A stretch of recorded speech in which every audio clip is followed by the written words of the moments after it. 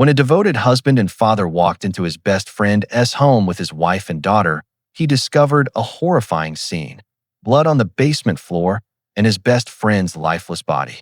But investigators would soon uncover a secret buried far deeper, one that involved betrayal, hidden desire, and a double life that ended in cold-blooded murder. He was the kind of man who blended into the background, never too loud, never too quiet, just dependable enough to earn the trust of everyone around him. David Kinney lived in the small, tight-knit town of Betrayal, Ohio, where everybody knew everybody, and secrets rarely stayed buried. He had the kind of life people from the outside admired: a stable job in the coal mines, a steady home, a loving wife named Sherry, and 3 children he raised like his own. To the world, David was a good man. Maybe not flashy or ambitious, but loyal and hardworking. The kind of man who didn't stir trouble. But appearances can be powerful disguises. A few years before the day everything unraveled, David met a man named Brad McGary. Brad was bright, outgoing, and unapologetically himself. Openly gay in a conservative town where people like him were often met with raised eyebrows or worse. Brad was used to being the outlier, but he didn't seem to mind. He worked hard, laughed loudly, and embraced life with a confidence that David secretly envied. The two met through mutual circles and quickly became close. What started as friendly hangouts and shared beers turned into something else, something deeper, something David didn't talk about. Not with anyone.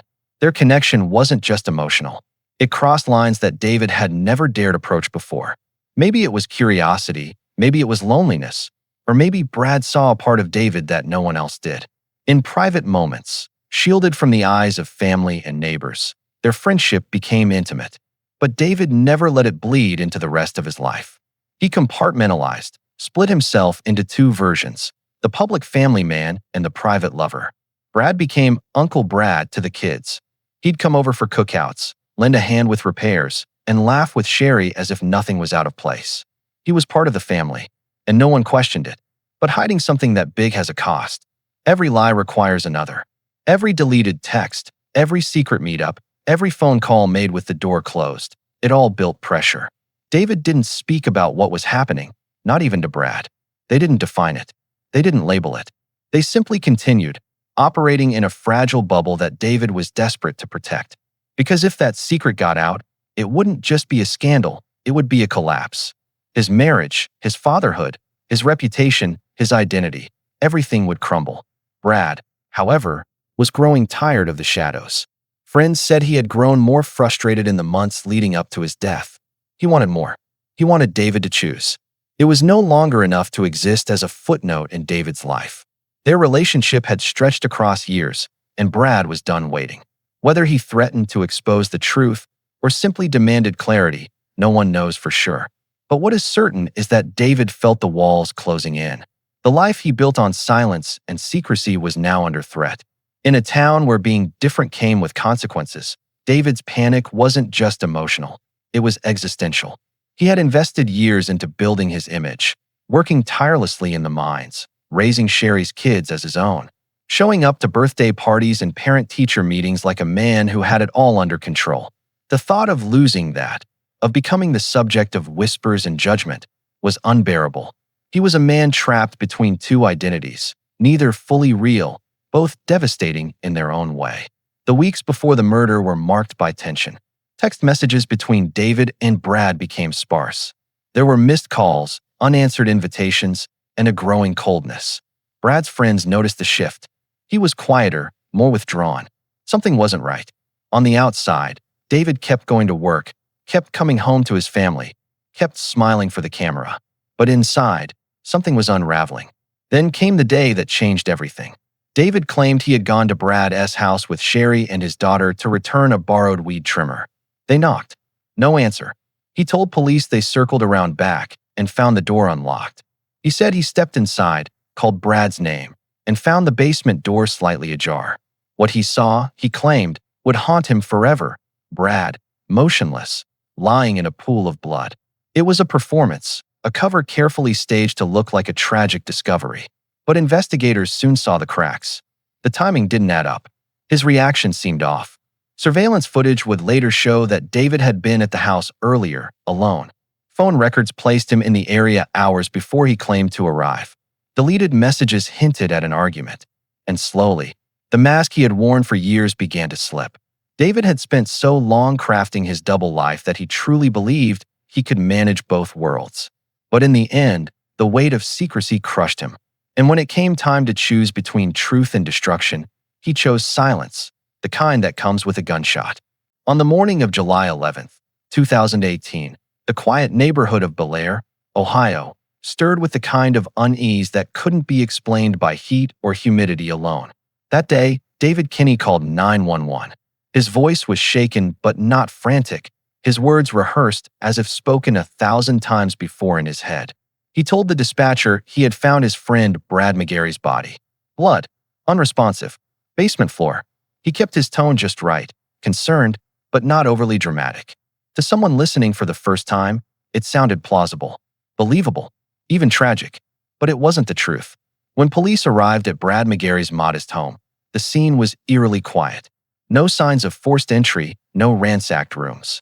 Just the basement, cold and dimly lit, where Brad's lifeless body lay sprawled in a pool of blood. He had been shot in the head at close range. The wound was clean but fatal. There was no sign of a struggle. Nothing stolen. Nothing vandalized. The rest of the house was untouched, almost sterile, like the killer had been calm, focused, and unafraid. Whoever had done this hadn't rushed. They had taken their time. They had known Brad. At first glance, it seemed like a horrifying act of violence with no motive. But seasoned investigators knew better. Violence like this doesn't just happen out of nowhere. It always begins somewhere, in secrets, in grudges, in the tangled threads people spend years trying to hide. And in David's case, those threads were starting to fray. David's story to police was simple, almost too simple. He said he had gone to Brad's house with his wife Sherry and one of his daughters to return a borrowed weed trimmer. When no one answered the front door, they walked around to the back. Finding it unlocked, David claimed he stepped inside to check on Brad. He called his name. No response. He ventured into the basement and found his friend lying there, unmoving. He rushed out and called 911. His voice never cracked. His hands didn't tremble. His story was smooth, too smooth. Investigators noted the lack of visible shock. David didn't ask many questions about what happened. He didn't appear emotionally crushed at the death of a man he referred to as his best friend. More alarmingly, the details didn't match up. Surveillance cameras from a nearby gas station showed David's truck in the area much earlier than he claimed. Phone records revealed multiple unanswered calls from Brad to David in the hours leading up to the murder. Texts had been deleted. It didn't take long before David's carefully built version of events began to crumble. The autopsy showed Brad had been shot execution style, close range, precise, and sudden. There was no sign of self-defense, no bruises, no defensive wounds. The scene wasn't chaotic, it was controlled. Whoever pulled the trigger knew exactly what they were doing. The location of the body and the lack of forced entry suggested that Brad had likely let his killer in. He wasn't ambushed by a stranger. He was betrayed by someone he trusted. When investigators questioned David further, he shifted his tone. He began to subtly change elements of his story, just enough to plant confusion. At one point, he hinted that Brad may have had enemies. At another, he suggested maybe Brad had been dealing with depression. These suggestions weren't just misdirections. They were defense mechanisms, desperate attempts to deflect the growing suspicion. But the evidence didn't lie. David's fingerprints were found on objects in the basement, including a soda can near the body that hadn't been there before. Cell tower data placed him at the scene earlier than the time he claimed. A neighbor reported seeing David's vehicle parked in Brad's driveway hours before he said he arrived with his wife and daughter. And then there were the digital traces, bits of deleted texts and call logs that police were able to recover. One message, sent from Brad to David just the day before, read, "We need to talk. I can't do this anymore." Another, sent weeks earlier, said simply, "You don't get to pretend forever." As the puzzle pieces came together, a grim picture emerged. David hadn't just stumbled upon Brad's body. He had walked into that house with a plan. The motive wasn't robbery. It wasn't rage. It was fear. Brad had become a threat, not to David's life, but to the life David had so carefully constructed. The secret was on the verge of being exposed. And rather than confront it, David did what cowards often do when cornered. He tried to erase the problem. But murder leaves footprints. And David, in all his desperation, had overlooked one important fact. You can't stage grief. You can't rehearse the shock of seeing a loved one dead. And once the cracks began to show, they widened fast. His alibi didn't just fall apart, it exploded under pressure. Behind the quiet streets and family barbecues of Bel Air, something much darker had been brewing for years. The murder scene wasn't just a crime scene. It was a confession, written in blood, hidden in silence, and almost perfectly masked by a lie. In the weeks following Brad McGary's murder, Bel Air's friendly small-town quiet gave way to rumors, speculation, and eventually, outrage. At first, many struggled to accept that David Kinney, known as a family man, a father of four, and Brad's longtime friend, could be responsible for such a cold-blooded killing. But once the police made the arrest and the details began surfacing, the shock turned into something much darker. People didn't just feel betrayed by the crime. They felt deceived by the person they thought they knew. The trial that followed was nothing short of riveting. The prosecution painted a clear and chilling picture. David had executed his friend in cold blood to silence him, to protect the carefully crafted image he had built over decades. The affair between David and Brad had lasted for years, hidden in plain sight behind handshakes, Sunday services, and backyard cookouts. But that secret had started to unravel.